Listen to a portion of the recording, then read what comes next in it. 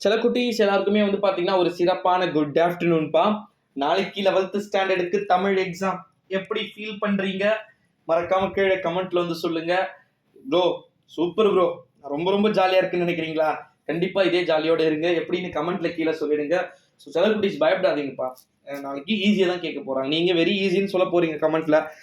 படிக்காமவே இல்லை, நான் சுத்தமா படிக்கல, ஜாலியா ஊர் சுத்திட்டு போய் எக்ஸாம் ஹால்ல உட்காந்தா கஷ்டமா தான் இருக்கும். படித்தவருக்கு ஈஸி, படிக்காதவர்களுக்கு கஷ்டம். படித்தும் கஷ்டமா வந்திருக்கிற காலங்கள் இருந்தா பிரச்சனை இல்லை. ஓகேங்களா? வாங்க இப்ப வீடியோக்குள்ள போகலாம். வீடியோக்குள்ள போறதுக்கு முன்னாடி இலக்கணம் என்ன படிக்கணும், டிடிஎல் என்ன படிக்கணும், வாடிவாசல் ரெடியா இருக்கிறீங்களா? காற்றில் கலந்த ரெடியா இருக்கீங்களா?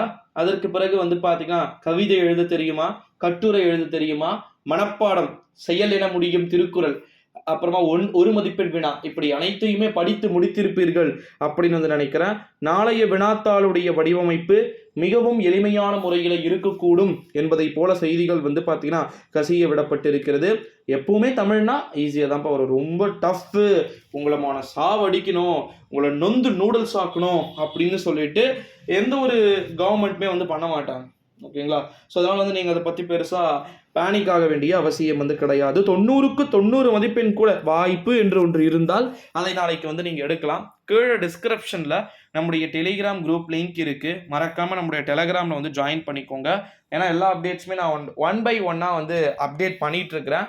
குறிப்பாக 11th ஸ்டாண்டர்ட், ஓகேங்களா, 11ஆம் வகுப்பு மாணவர்கள் பொது தேர்வில் எந்த அளவுக்கு எப்படிப்பட்ட முறையில் வந்து எக்ஸாம்ஸ் வந்து எழுதணும் அப்படின்னு சொல்லிட்டு நான் நீட்டாக சொல்லியிருக்கிறேன். ஏற்கனவே கிட்டத்தட்ட 15 நிமிஷம் 20 நிமிஷம் நம்ம வீடியோவே அப்டேட் பண்ணிட்டோம் 11th ஸ்டாண்டர்ட் தமிழுக்கு. ஸோ அதை பார்க்காம இருக்கிறவங்க மறக்காம சேனலை வந்து பார்த்தீங்கன்னா விசிட் பண்ணி வந்து பாருங்க. ஃபர்ஸ்ட் 1 மார்க்கை நீங்க எழுதிருங்க. யார் என்ன சொன்னாலும் முதல்ல வந்து 1 மார்க்கை எழுதி முடிச்சுட்டு அதுக்கப்புறமா எக்ஸாம்ஸ் வந்து ஸ்டார்ட் பண்ணுங்க. ஏன்னா ஃபர்ஸ்ட் 14 மார்க் அப்படின்றதுனால அதை வந்து நம்ம வந்து கோட்டை விட்டுறக்கூடாது. நெக்ஸ்ட் அடுத்த கட்டமாக வந்து 2 மார்க்கை முடிச்சுட்டு 4 மார்க்கை முடிச்சுட்டு மனப்பாடம் எழுதிட்டு நெக்ஸ்ட் அடுத்த கட்டமாக வந்து பார்த்தீங்கன்னா நம்ம 6 மார்க்காக இருக்கக்கூடிய டிடிஎலுக்கு போய் உட்காந்துடணும். 12 மணிக்கெலாம் டிடிஎல்ஸில் போயிடணும். 12 இல்லை 11:45 நம்ம டிடிஎல்ஸில் போய் உட்காந்துடணும். ஓகேங்களா? ஒரு டிடிஎலுக்கு 20 மினிட்ஸ் அப்படின்னு கணக்கு போட்டாலும் கூட கண்டிப்பாக 20 மினிட்ஸ் ஆகும். ஒரு டிடிஎலுக்கு 20 மினிட்ஸ் அப்படின்னு கணக்கு போட்டால் கூட மொத்தமாக 60 நிமிஷத்தில் 1 ஹவரில் 3 டிடிஎல் கம்பல்சரி. யோசிச்சுட்டே இருக்கிறீங்க, ஒரு பாயிண்ட் டக்குன்னு ஞாபகம் வரலாம், விட்டுருங்க, அடுத்த வீடியோ போய் எழுதுங்க. ஓகேங்களா? அதுவே யோசிச்சுக்கிட்டு மண்டே, ஏன்னா நிறைய பேருக்கு ப்ரெஷர் இருக்கும். அந்த ப்ரெஷர்லாம் போயிட்டு எக்ஸாம் எல்லாம் கொட்டுறாதீங்க. ஓகேங்களா? அழகாக ஃப்ரீயாக எழுதுங்கன்னு அதுக்குன்னு சொல்லிட்டு சுற்றி பிட்டெல்லாம் வச்சுட்டு எழுதாதீங்க. ரொம்பவே நீட்னஸாக தான் இருக்க போகுது. நாளைய நடைபெறக்கூடிய தமிழில் 90க்கு 90 மதிப்பெண் ஆல் பாஸ் ஆவது அனைவராலுமே முடியக்கூடிய ஒன்று தான். சாரி, அதனால் வந்து பார்த்தீங்கன்னா நீங்கள் பெருசாக ஃபீல் பண்ண வேண்டிய அவசியம் வந்து கிடையாது.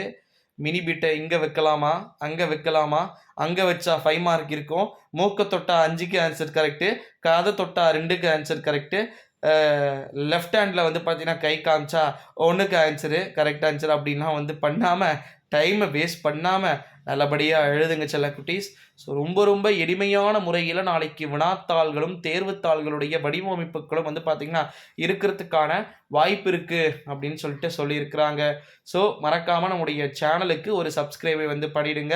11th பொது தேர்வுகளில் நாளை நிச்சயமாக வந்து பார்த்திங்கன்னா ஏகப்பட்ட மார்க்ஸ் வந்து நீங்கள் எடுக்கத்தான் போகிறீங்க. ஸோ முடிந்தால் ஒரு வாய்ப்பு ஒன்று இருந்தால் சென்டம் மார்க்கை நீங்கள் அசால்ட்டாக கிராஸ் பண்ணுறதுக்கு சான்சஸ் வந்து இருக்குது. So let's wait and watch. நன்றி.